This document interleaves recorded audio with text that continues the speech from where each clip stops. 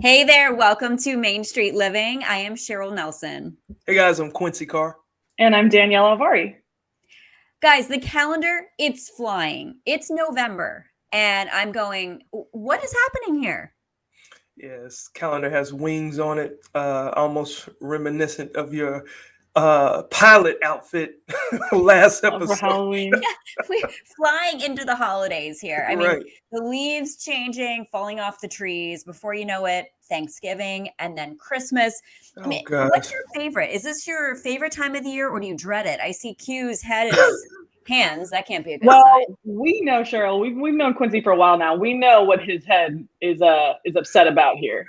He doesn't like putting decorations up. He won't even let his poor wife put the decorations up until what? After Thanksgiving, obviously. Yes, she does it the very next day, literally when the clock strikes 12. It's like, okay, Doesn't everybody? six more hours, Quincy. That's Six fun, more hours. though. It's the most wonderful time of the year, don't you think? Yeah, I mean, it is. I mean, He's like, if you're not putting the decorations up.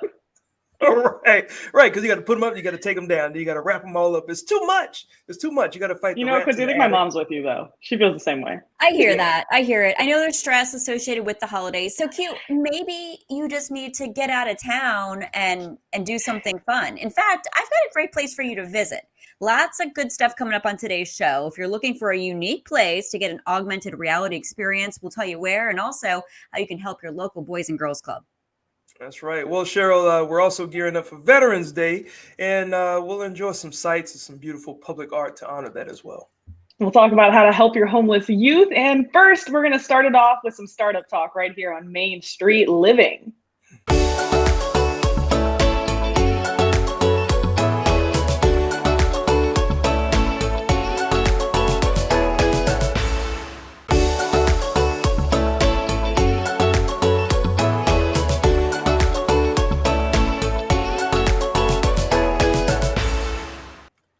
Hey guys, welcome back to Main Street Living. Now, I have to ask this, ladies. Have you ever been watching like Shark Tank or any one of those other competition shows and thought to yourself, now, why didn't I think of that? Yes. All the time. Do you know how rich we might be if we had thought of something like that? So, yeah, pitch competitions are more popular than ever, with big companies like Cox Business stepping up to support entrepreneurs and their startups. And there's a competition coming up in Louisiana focused on medical innovations. And here to give us all the details is Leigh King from Cox Business. Welcome to Main Street Living. Happy to have you. Happy to be here. Okay, so the 4th annual Get Started Medical Pitch Contest is going to be held in Lafayette, Louisiana on November 4th. Tell us a little bit about this Shark Tank style event because it sounds pretty cool. And do we even qualify? Probably not. Well, we had some great qualifiers, and this is a great event. This is our 5th year to do this event, and we've been just super successful in the past, and we're really excited about this year.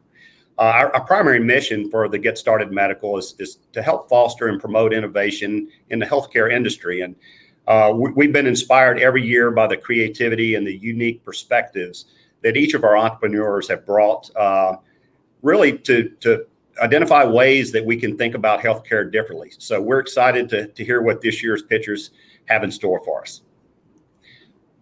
Well, can you tell us why the event has chosen to kind of focus on innovations in the medical field? Well, Cox Business has had a great relationship with all of our healthcare providers across the country. And here in Louisiana, we've got a great relationship with Ochsner Lafayette General. And we realized through our conversations with them that they've got rapid change happening in the healthcare industry. And we've always done this pitch event and really focused on small business entrepreneurs. But we decided to shift this event to help our healthcare relationships identify entrepreneurs and ingenuity and things that could really help change the conversation around healthcare. And this segment has been super successful in doing just that. Cox has actually made some investments in healthcare companies like Trapalo. We've also invested a lot in telemedicine and trying to help our healthcare providers extend their reach in the communities that we serve. And we think this is just another way for us to extend our reach with our partnerships and healthcare providers. Yeah, it sounds like a great way to do that. And I know you don't know exactly what may be pitched this year, but can you give us some examples of what has been pitched in the past at previous events? Yeah, a perfect example is Winter Innovation. They're the winner of our 2019 Medical Get Started event. They developed a stitching solution that ensures surgeons are able to properly stitch tendons. Their solution was very simple, yet ingenious. It is a solution that has a product that it is super innovative, and we just will leave it at that and let you guys check it out and hear a little bit more about it tonight. I don't want to give up too much because I know. I caught you there. You were getting ready to give us some secrets, and then you caught yourself. I was like, oh man, we want to know. I could never do it justice. You got to wait and see these guys because they're super intelligent. They're passionate about what they do, and they have some incredible ingenuity in helping current technologies improve and get better for all of us. So the 7 pitchers at this year's event, they're coming from all over the country, and I have to imagine they're spending a lot of time preparing for this competition. What can you tell us about that preparation and how they're training? Sure. The 7 pitchers have gone through a very rigorous mentoring program to prepare for November the 5th. Several Louisiana-based healthcare companies are serving as mentors to our pitchers this year. These entrepreneurs will learn about financing, marketing, legal issues, insurance, how to implement new devices in medical facilities, and much, much more. And this program not only prepares them for the pitch, but it also brings the product to market for them. So this is just a great way for these entrepreneurs to get access to resources that can help them extend beyond the pitch and really be successful in their journey. Now, the online event, it sounds like it could be pretty exciting to watch. What can people expect? Why should they be tuning in? Well, the event is Friday, November the 5th, and it is online, and anyone around the world can attend for free. You got to visit innovatesouth.org and click Get Started Medical in the top right corner to register. When you watch these 7 pitchers compete for $40,000 in prize money, and the audience is going to be excited, and we would love to have everyone there. The audience gets to vote. Again, this is Friday, November the 5th at 1 p.m. Central Time. So please register today at innovatesouth.org. Click Get Started Medical so you can have a vote. And also, we want to hear our audience cheer for the winner when the winner is announced. Leigh, I'm going to try one last time. Anything you can tell us? Any little juicy details you can get? Well, you just got to tune in to see these great pitchers do their thing. We're excited about it, and we look forward to seeing you there. And there's lots of money to be given away too, which I think is phenomenal. And you guys are doing such amazing things. Thank you to everybody, Cox Business, that you're doing for the medical team and just the community in general. You do so much, and we are very appreciative of that. Well, thank you. We work for an amazing company. We're very deep in the communities that we serve. We are emerging into healthcare investments, and certainly we've got great partnerships with some of the best healthcare providers in the country, and we look forward to showcasing that on Friday. Hope you can join us. Absolutely. Well, thanks so much, Leigh, for making the time for us today. Thank you. All right, we'll have to make sure that we lock in and watch that one, Cheryl, and vote. Yes. But don't go anywhere. We got more coming up on Main Street Living. We're going to talk about trying to find a way to thank our veterans.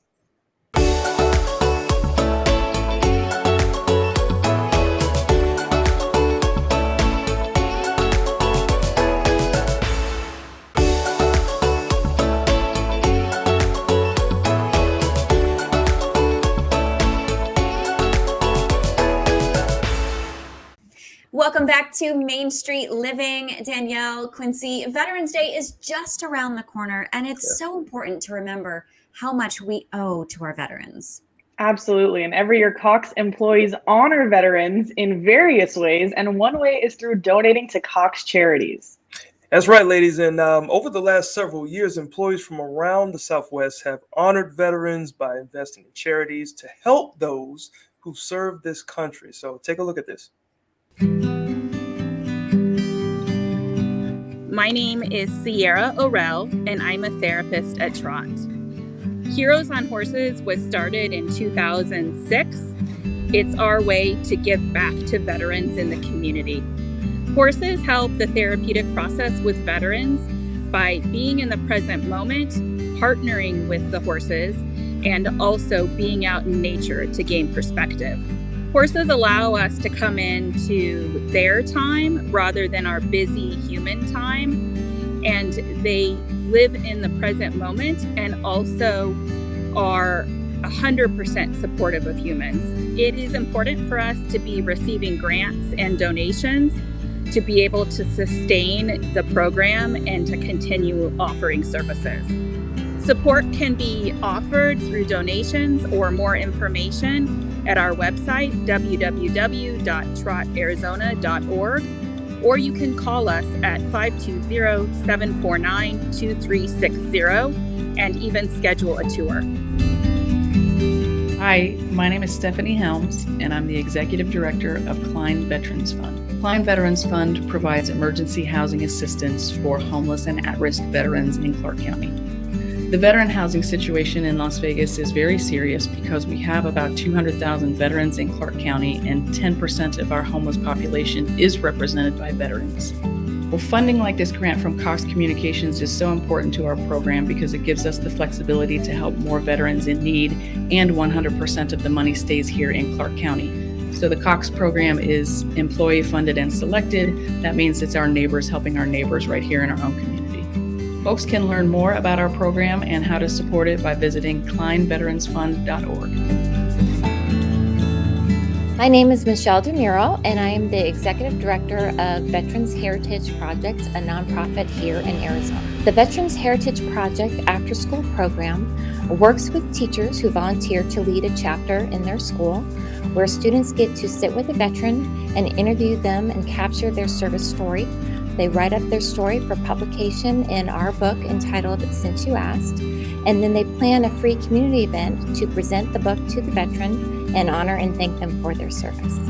So if you're a middle, high school, or college student and would like to interview a veteran and participate in our program, but there isn't a chapter at your school, we have an independent contributor online course that you can take, and you can find that at veteransheritage.pathright.com. The video recordings of the veteran interviews are archived in the Veterans History Project at the Library of Congress, and the book Since You Asked is also donated.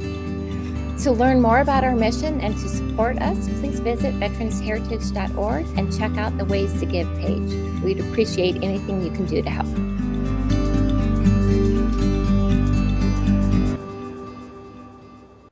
Oh, it's so nice to see that, guys. And I want to give a shout out to you, Quincy. I know you are a service member. You're a veteran. Thank you for all you did for our country. No problem. Salute. Aw. That's right. And Cox Charities are actually funded by employee paycheck donations, which is so cool. They're matched 100% by Cox. It's just a great way to support local communities that they serve. Wow, that's Right. amazing. Go Cox. Yes. Such a great support for our veterans. And when we come back, we continue that veteran support with the true meaning, I should say, of public art. So don't go anywhere.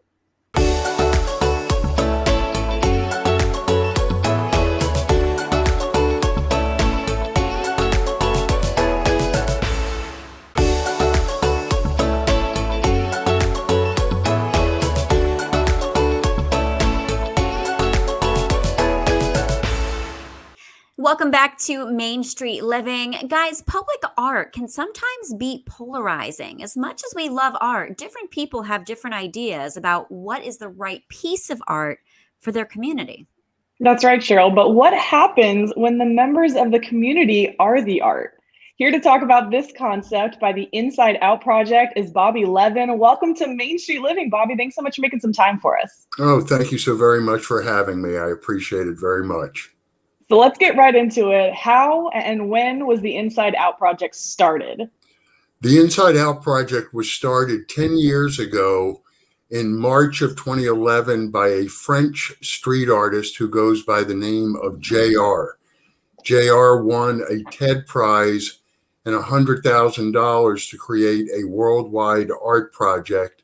And this is the project, the Inside Out Project. Since it was started, there have been over 2,000 installations in 138 countries around the world. Wow. Wow. Yeah, yeah. Like I'm looking at the background, like I like the look of your background, and very, very artsy there. And of course, these public arts projects are being done all over the world, as you mentioned, 138 countries. How are they different, and how are they similar? And that's what's interesting about this particular project, Quincy, is they are all the same insofar as they are a series of close-up cropped photographs on a signature black and white background.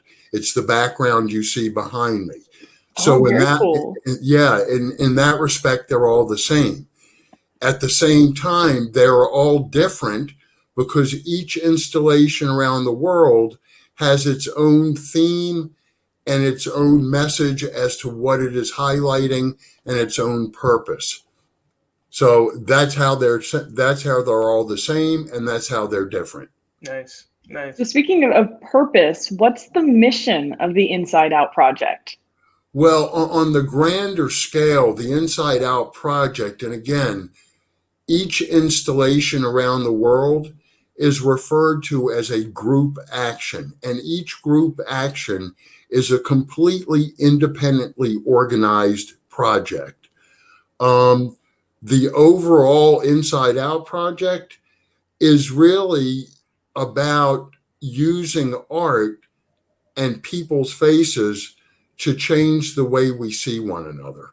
And really, JR, in his TED, when he accepted the TED Prize, he talked about, and I can read a wonderful quote. It says, "I wish for you to stand up for what you care about by participating in a global art project, and together we can turn the world inside out." And that's exactly what it is. Turning the way we look at things inside out. And this is just, it's a fascinating project. I'm passionate about public art, and when you can marry two things for a better purpose, it just, it gets me all jazzed. That's the whole point. Right, Yeah. right. And it's clear regarding your passion. And I know that the impact is very positive as well. So, explain why public art is important. Well, it's nothing new. It's since there has been civilization. Cities are often defined by their arts and their culture. Mm-hmm. And we are no different than any other area. And, Virginia Beach is, as a municipality, only 53 years old. The more public art we have, I think the better. I think public art in any form enriches our lives, both on an individual level and as a community. Mm-hmm. And in that respect, I think public art is integral to a healthy community. Nice. Absolutely. And I know you're leading a project right now in Virginia Beach, which focuses on veterans and military families. I'd love to hear more about this Faces of Courage installation. Yeah, this is the one on this installation locally. I've kind of taken the reins. It's referred to as the group leader of this group action. And, being born and raised here, I was raised less than a mile from the main gate of the naval base. Yeah. Having the largest naval base in the world. My father served in World War II in the Navy. He was a lieutenant commander. These are things that are important to me, especially the older I get, the more important it becomes. And, I wanted to do something that would contribute to the community and make us a better place to be. Mm-hmm. And just recognizing the sacrifice of not only veterans, but military families is is important, and this is a unique project that allows us to do it. It's also fascinating insofar as the sheer scale of the project. The installation is 290 feet wide. It's almost as wide as a football field is long, Wow. and it's 22 feet high.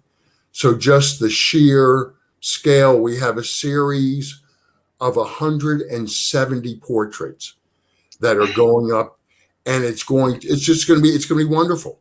It's going to be wonderful. Wow. Wow. It's so cool. Yeah. I mean, I was stationed here. I served in the Navy. I was on NOB in Little Creek. And I'm still here. I had no idea this was around. So for the viewers, how can they get more information about the Inside Out project and the Faces of Courage installation? Well, starting tomorrow, you'll be able to go to www.usafacesofcourage.com, and you'll see we'll be updating the content on a regular basis. We'll be covering the installation of the project. A big event we have coming up is actually on Veterans Day. Very exciting. On Veterans Day, we're having a big launch of the installation. It's on Virginia Beach Boulevard between Witch Duck Road and Newtown Road. You can't miss it.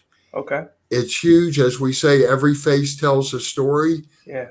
We're going to have a kickoff. We've got Congresswoman Elaine Lurie's coming out. Mayor Bobby Dyer's coming out. Oh, that's going to be great. It really is. And Quincy, I didn't realize you served. That's very cool. I appreciate that. And thank you for serving. Awesome, man. Likewise. Certainly appreciate you coming on the show and sharing that with us today. And because I'm here, even our other co-host, Cheryl, we may be able to swing by and check it out. Oh, God, I'd love to have you out. Please. It's Thursday, November 11th from 12:45 to 1:30. Would love to see you. Thank you. Thank you bet. very much, Bobby. All right. Well, Danielle, up next, we have a little magic for you. Yep. A magical garden located in the desert. So stick around, and we have more after the break.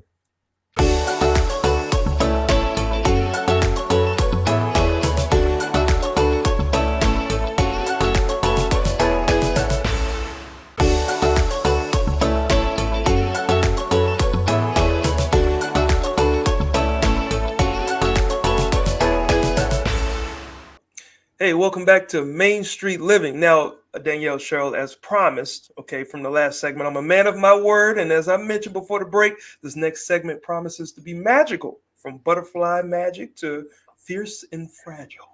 Oh, I love butterflies. And if you guys want to see them, the Tucson Botanical Garden offers some truly unique experiences, one of which includes augmented reality. For those lucky enough to visit, it's all just a matter of seeing the invisible. Check it out. When people visit the Tucson Botanical Garden, they'll see that we've organized the grounds by pocket gardens. So we have 16 of these small themed gardens, and really, it was a clever way to take what's an otherwise somewhat small space. 5.5 acres sounds large, but it's not big, especially compared to other gardens around the country, around the world. This way, we've kind of scaled the experience to the visitor, and we can fit much more variety in, rather than trying to do some multi-acre vista that only encompasses a small number of species. So by having 16 pocket gardens, we can really display much more botanical variety in a small space than we might otherwise be able to. I think one thing that is surprising to people when they visit the Tucson Botanical Gardens is just how big we are. Our gate is relatively narrow on Alvernon Road, the main road that we're on, and I think after people enter the grounds, they often are taken aback at just how far to the east and extensive our pocket gardens are. So we really are sort of this garden that's hidden in plain sight. So right now we have a beautiful fine art exhibition called Seeing the Invisible. What's a little different about this exhibition, it utilizes something called augmented reality. So this is a way to experience something through an app on your phone. So Tucson Botanical Gardens is one of 12 gardens worldwide that is partnered with Jerusalem Botanical Garden in Israel to create this augmented reality fine arts exhibition. 13 world-renowned artists have created pieces that are unique to this exhibition that you will experience only through the app. One of the things we're really excited about when people visit is the ability to see our Cox Butterfly and Orchid Pavilion.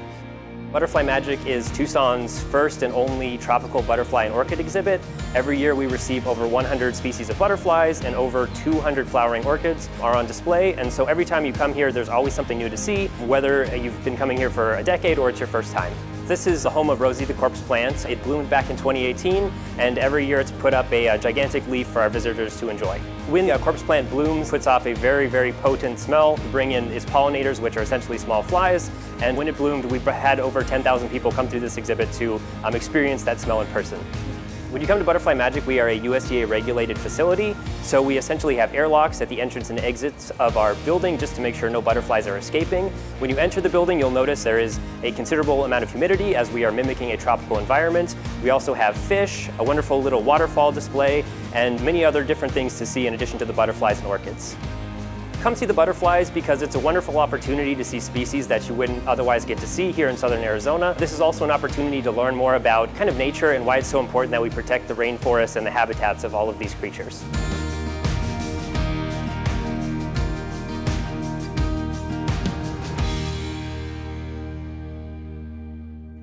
Wow, now that was pretty cool, ladies. I like to see, I like the Seeing the Invisible exhibition there. I like that. How cool that you can see this with just an app on your phone. Yeah. I love the future. I'm all about it. So everybody's going to be walking around looking through everything through their phone, but then you see all these cool things that you see at amusement parks, and all those rides they take you on, and you wear the glasses. It's just also fun. And the augmented reality experience, Seeing the Invisible, is included in the price of admission, guys. So you can find out more information about the gardens at TucsonBotanical.org. But don't go anywhere, because next we're talking about a very important topic, helping homeless youth. You don't want to miss this.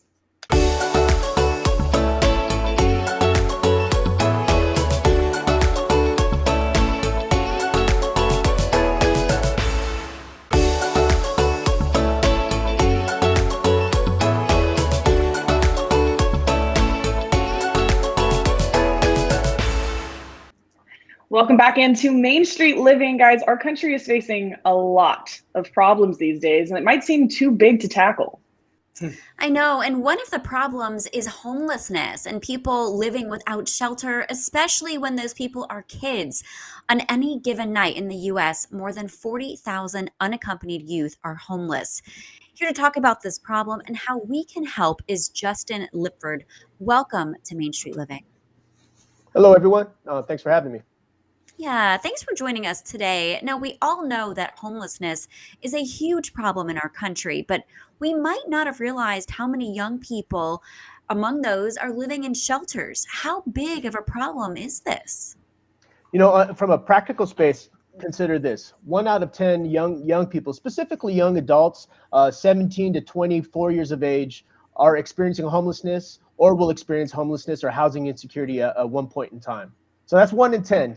So in essence, we all know young people, whether it's family or friends or within our networks, that are going to be encountering this issue. Gotcha. Now, Justin, before I even get to the second question, I have to say, great mustache, bro. I like the mustache, man. I appreciate it, man. Thank you. It's been a long time coming, man. It's been growing it since I was 4. Oh, wow. You wear it well. Right on. Yeah. So tell us, what are some of the circumstances that might cause a young person to become homeless? Yeah, man. I would say we have to look at homelessness in general as a complex issue. There really is no one thing. But when we think of young people, I've come to see, and just in my 23 years of service to the community, that there are some main categories. One, most of this stems around poverty and issues of poverty and cyclical generational poverty. What I found is we get to places where families just cannot afford to keep and shelter their young people, or they're encountering issues themselves where they just cannot sustain their own housing. 2, what ends up happening as well is our young people are looking to escape very dangerous situations that are occurring in their homes. Lots and lots of trauma. I've just been inundated with story upon story of these young people just really fleeing for their lives because they're in unsafe situations. And then on top of that, specifically as we look at young adults on the streets, up to 50% of our youngsters experiencing homelessness are coming from our LGBTQ communities. And what ends up happening is there's just family rejection when they're coming out and with who they are. So we have these floating dynamics And that's what kind of brings our young people to have to really look for housing themselves. Oh, wow. It's so sad to hear all that. And so, what are some programs that are in place to help these people? Yeah, number one, it is sad. I can just say that I'm fueled by these stories. I'm fueled by wanting to really bring attention to the issue. And when we talk about services, to me, I view this as there's two parts. There's prevention and there's intervention. Intervention. We as a community have to get to a place where we recognize that if and when a young person comes up saying, I am experiencing homelessness and I want to get off these streets or I want to get housing and stability, we have to have a solution that is immediate, urgent, and dignified. So there are programs that provide emergency shelter and emergency housing that allow young people to get and receive and get off the streets immediately. Now, I would say historically, from the community's eyes, we tend to clump homelessness all in together and mash it together. And that's fine. But what I'm hoping to do is be able to separate the issue, because if we can have the community understand that young people need a specific type of intervention, a specific type of housing, that I think gives us ability to mobilize a little bit better. So what I'm really saying is, for a young person to go into your traditional adult shelters, that's great. That gets them off the street. But most of them don't want to do that because those dynamics can be really scary and intimidating. So what we try to do as youth serving organizations is provide a specific intervention that's cultivated to their needs and to really empowering them to become their best selves. From a prevention standpoint, I'm sorry, Quincy, but from a prevention standpoint, it's really about looking at what are the dynamics we've seen in the community. So if we're working and supporting some of our more under-resourced communities, we know that there's a strong likelihood that youngsters in that circumstance are going to encounter these issues. So we just have to be able to mobilize in a very fast way to intervene before homelessness becomes an issue. Justin, I can tell, and I certainly respect your passion, because that's really what changes communities is to have people in organizations like yourself that can do that. But how can the viewers help in their own communities? Yeah, man, thank you. I'm passionate because of just having the privilege to be working with these communities for so long and just feel like needing to be a champion. And I'll say this, it all starts with moving from apathy to empathy. Because what I've seen, unfortunately, is I believe that we just get so muted when it comes to these issues. So what I'm saying is we all can relate to being young at one time. We all can relate to either having kids or being connected to kids, and just recognizing that there is a need for us as community members to step up on behalf of these young people. So as we move into empathy, then it's a matter of, can we then find a way to mobilize? And I know that every community across our nation offers services and opportunities. So I think it's just about digging deep and saying, how can we connect and align with some of these services? I've been very fortunate to be connected to national programs and national services that are helping young people. And I just say this, we are all part of the solution. We have the ability to roll up our sleeves and open up our hearts to really help these youngsters. And I believe that this is going to happen. And I'm confident that's going to happen. Oh, I like your optimism there. And these youngsters, I mean, they just want to be understood. They want to be heard. And there are people out there who want to help. And I know that you have partnered with the YMCA in San Diego County, and you're planning an event on November 8th. Tell us about that. Oh, yeah, I'm so excited. On November 8th, we're embarking upon what's called our Solidarity Journey, where myself and two of my colleagues, two youngsters who themselves have experienced homelessness, are basically going to be starting at the top of our county and walking down the coast and utilizing public transportation over a 3-day period to get to the border. So in San Diego, our county starts at the top and ends right at the border of the international border. And our hope is to elevate the issue, to invite the community to be a part of the conversation, and to really bring light to young people that historically just feel invisible. These youngsters feel invisible and they needed to be seen. And I believe once you're seen, then we can mobilize. Awesome. Well, really quick before we go, how can viewers get more information and get involved? Thank you for putting my information right there. I am asking every person who sees this to put eyes and go to our Instagram. We're gonna be showing this throughout the month of November, bringing light to this issue. Let's connect. Let's talk about solutions. Let's talk about stories. And this is a way for our community. And as a child of some hippie parents, this is a way to bring love to a situation that needs some love. So I thank you both, and I'm glad that you're in our corners as well. Thank you so much, Justin. Absolutely. Love is the foundation. Justin, thank you so much. We appreciate you joining us today. Appreciate you all. Have a great day. All right. Well, Cheryl, it's time to go pay some bills. But on the other side of the break, we find out who's ready to join the club. Is it you?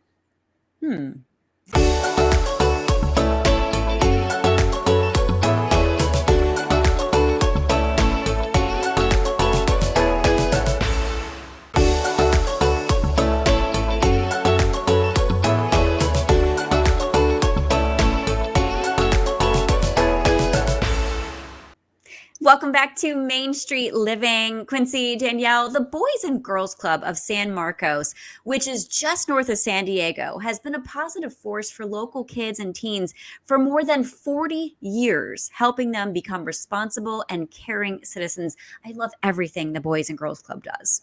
Yes, absolutely. And this club serves more than 4,000 young people each year. And with the addition of a new clubhouse, they'll be able to make an even bigger impact in their community. Let's check it out.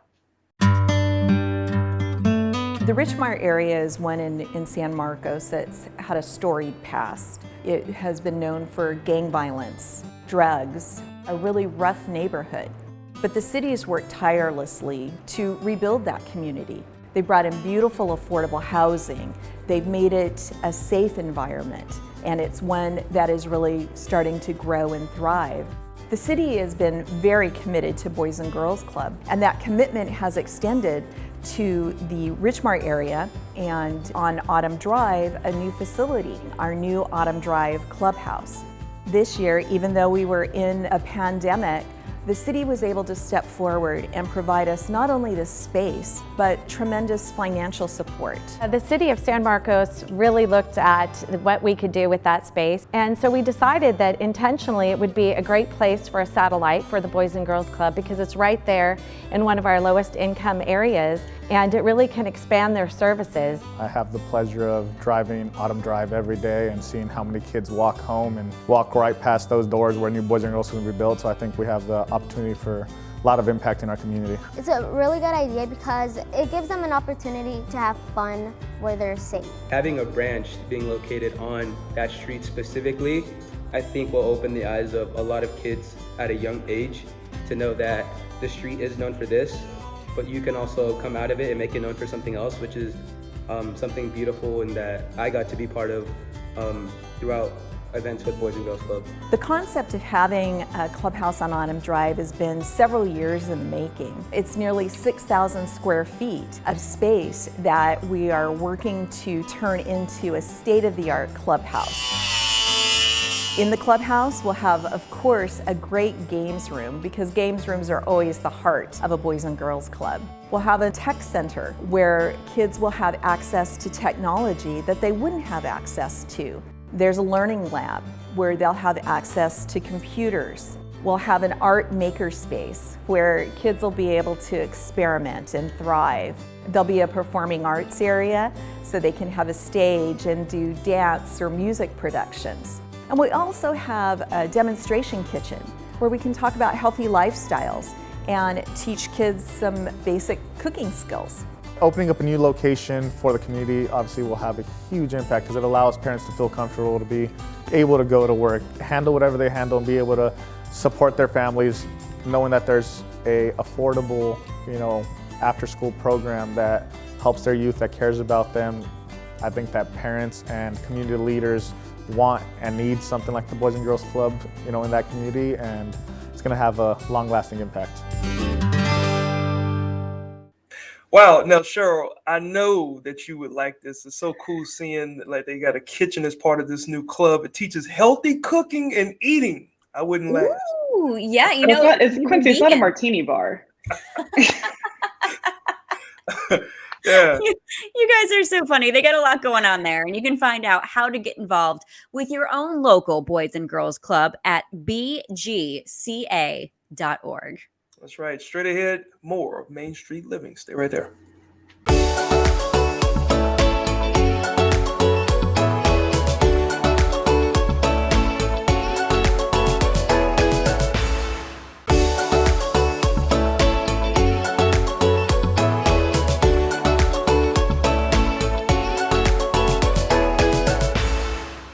Welcome back into Main Street Living. Guys, before we go, we have to remind people, don't forget to vote for the Get Started Medical Pitch Competition. Check that out on November 5th. Yeah, it's so important too, because whoever wins the audience vote gets an extra $10,000. Yes. Ooh, yeah, I Crazy. definitely support that, all entrepreneurs. So don't forget to tune in on November the 5th. And also, if you missed this episode or any other episodes, check out our Cox Contour app as well. Absolutely. And you can always catch new episodes of Main Street Living right here at 9 p.m. local time on Mondays. Until then, join us as we take another stroll down Main Street.